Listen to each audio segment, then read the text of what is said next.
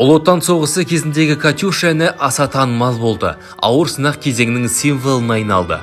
Бүгінде Катюша миллиондардың сүйікті әні.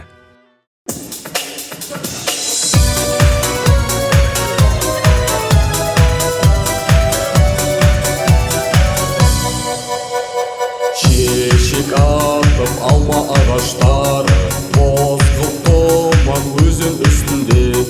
Келді өзенге, келді Катюша қыз, келіп тұрды толқынды өзенге. Келді өзенге, келді Катюша қыз, келіп тұрды толқынды өзенге. Келді өзенге, шырқата бастады қос төлеңге дала құстарын. Қос төлеңге сүйген бауырларын, қос төлеңге сүйген отанын. Қос төлеңге сүйген бауырларын, қос төлеңге сүйген отанын.